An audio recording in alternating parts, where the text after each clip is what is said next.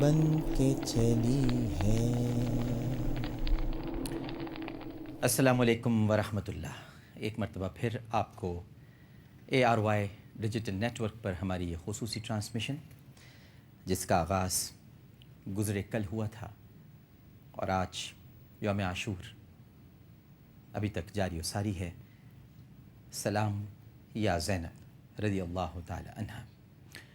کچھ آخری لمحات ہیں، آخری سیگمنٹس ہیں، اور اس کے بعد پھر آپ مجلس شام غریبہ دیکھیں گے، اور پھر سلام ہے، سلام آخر ہے، نوحہ ہے، اور اس کے بعد پھر یہی ٹرانسمیشن جو آپ اس وقت دیکھ رہے ہیں یہ آپ ریپیٹ میں دیکھ سکیں گے۔ ناظرین کرام، گزرے کل جب ہم گفتگو کر رہے تھے تو بہت سارے لوگوں نے یہ سوالات بھی کیے، SMS کے ذریعے، ٹیلی فون کالز آئیں، ای میلز پہنچی ہم تک AAA@ARYdigital.tv۔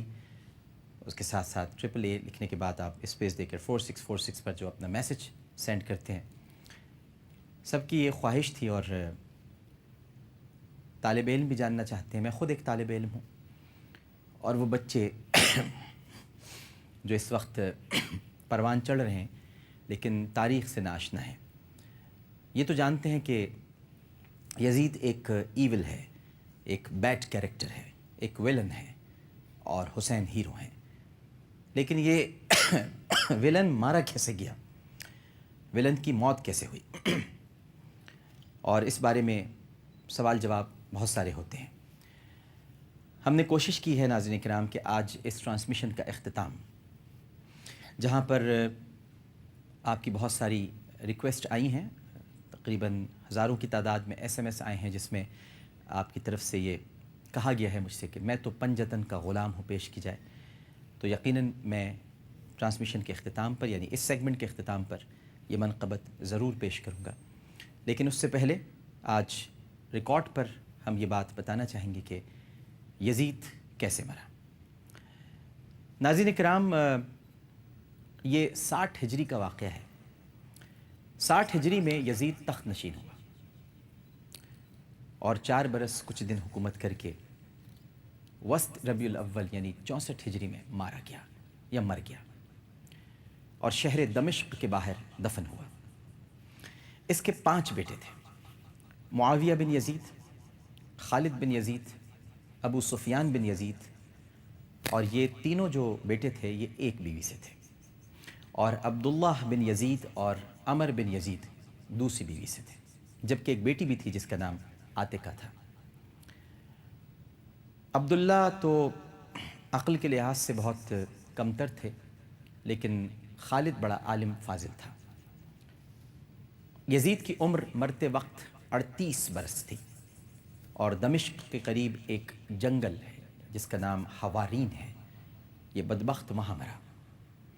یزید کے بعد معاویہ بن یزید تخت نشین ہوئے، مگر ان کی سلطنت صرف چند منٹ ہی رہی، کیونکہ انہوں نے تخت نشین ہو کر ایک خطبہ پڑھا، اور خطبے میں صاف کہہ دیا کہ انتظام حکومت چلانے کی اہلیت ابو بکر اور عمر رضوان اللہ تعالیٰ علیہم اجمعین میں تھی، مجھے معاف کیجیے، میں اس سے دستبردار ہوتا ہوں۔ اور پھر ایسے گوشہ نشین ہوئے کہ انتقال کے بعد ہی نکلے، اور پھر ان کے بعد کسی کو بھی تخت نصیب نہیں ہوا۔ اس کے بعد مروان بن الحکم مقرر ہوا۔ ناظرین کرام، یزید کیسے مرا؟ یہ قصہ، یہ واقعہ، یہ داستان ایک ایسی داستان ہے کہ ہر آنکھ اس کی طرف نظر اٹھا رہی ہے اور ہر کان اس کو سننے کے لیے واہ ہے۔ لہٰذا سنیے کہ کیوں کر مرا اور کس ذلت سے دنیا میں مرا اور جہنم میں پہنچا۔ عقد الفرید میں لکھا ہے، ایک روایت ہے کہ سرجون بن منصور یزید کا بڑا ہی پیارا مصاحب تھا۔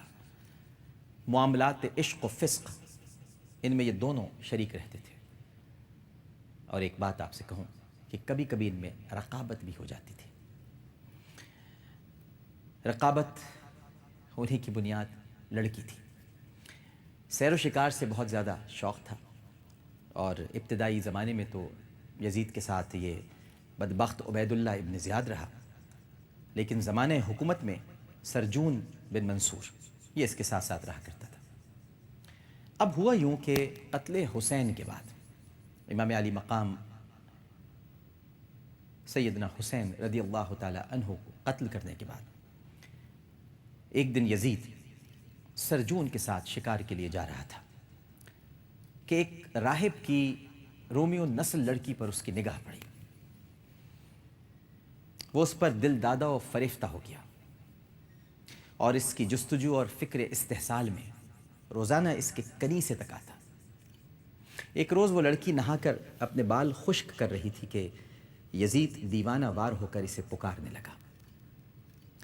اس رومیو نسل حسینہ یعنی راہب زادی نے دیکھا اور سوچا کہ جیسے کتا چاند پر بھونکتا ہے، یہ خبیث بھی میرے پیچھے پڑ گیا ہے، اور یہ تو وہی بے وفا اور بے ایمان ہے جس نے اپنے نبی صلی اللہ علیہ وآلہ وسلم کے نواسے کبھی پاس نہیں کیا اور انہیں بے رحمی سے شہید کر دیا۔ لہٰذا اس کو کسی ذریعے سے جان سے مارنا نہایت ضروری ہے، ورنہ حکومت اس کے ہاتھ میں ہے، کہیں کمبخت کچھ گل نہ کھلا دے۔ چنانچہ اس نے اپنے باپ سے سب قصہ کہا اور اپنا ارادہ ظاہر کیا۔ باپ نے کہا کہ بیٹی جیسا تیرا دل چاہے کر۔ چنانچہ جب دوبارہ یزید آیا تو اس نے اسے اشارے سے کہا کہ اب کے جب آنا تو سرجون بن منصور کو ساتھ نہ لانا، میں تب ہی تجھ سے ملوں گی۔ اچھا، رقابت ہو جاتی تھی دونوں میں۔ یزید سمجھ گیا کہ سرجون کی بھی اس پہ نظر ہے، تھا تو شہوت پرست، بندروں میں منہ مارنے والا اور کتوں سے اپنی خواہشات پوری کرنے والا، لہٰذا دوسرے دن تنہا یہاں آیا۔ اس لڑکی نے گھوڑا کس رکھا تھا۔ یزید کے آتے ہی تلوار قبا میں دبائی اور سوار ہو کر اس کے ساتھ ہو لی، یہاں تک کہ قریب حمص دشت حوارین میں لے گئی۔ اس دوران ٹھنڈی ہوا نے یزید کے نشے کو اور بڑھا دیا تھا، بدبخت بدمست بھی تھا۔ چنانچہ جب یہ اٹکھیلیاں کرنے لگا، لڑکی کے پیچھے بھاگنے لگا، کبھی اس کے پیچھے بھاگتا، کبھی اس کے آگے ہو جاتا، نشے میں تھا، تو لڑکی پیچھے ہوئی اور نظر بچا کر اس زور سے وار کیا کہ یزید گر پڑا۔ پھر وہ اس کے سینے پہ چڑھ گئی اور اپنے پیروں سے اس کا منہ روندنے کے بعد کہنے لگی، بے ایمان، اب اپنے پروردگار کو مدد کے لیے بلا، تجھ سے تو تیرے نبی کے نواسوں پر رحم نہیں ہوا، تو نے تو ان سے بے وفائی کی، تو نے اپنے باپ سے بے وفائی کی، اپنے باپ سے، تیری طرف کون وفا کی امید رکھ سکتا ہے؟ ٹھہر کہ اب میں ہی تیرا خون پی لیتی ہوں۔ اور پھر یہ کہہ کر اس کے سینے سے اٹھی، گردن پر پیر رکھا اور جسم کے ٹکڑے کر دیے۔ یہ جو اس نے کہا تھا کہ تو نے اپنے باپ سے بے وفائی کی، ناظرین کرام، حضرت امیر معاویہ رضی اللہ تعالی عنہ نے واضح طور پر اپنی وصیت میں کہا تھا کہ امام حسین رضی اللہ تعالی عنہ کا خیال رکھنا، ان کی تکریم کرنا، ان کی عزت کرنا۔ اس شخص نے تو اپنے باپ سے بھی بے وفائی کی۔ 3-4 روز تک یہ لاش چیل کووں کو دعوت دیتی رہی، کوئی تلاش میں اس لیے نہیں نکلا کہ سب ہی یزید کی آوارہ گردی اور بےہودگیوں سے واقف تھے اور یہ سوچ کر بیٹھے رہے کہ کہیں اکیلے میں بدبخت داد عیش لیتا ہوگا۔ 3 دن کے بعد اس کے ہوا خواہ پہنچے اور وہیں اس کو دفن کرائے، کیونکہ لاش اس قابل نہیں تھی جسے دیکھا جا سکتا۔ علامہ ابو اسحاق اسفرائینی اپنی کتاب نور العین فی مشہد الحسین میں ایک اور روایت بیان کرتے ہیں اس کی موت کے بارے میں۔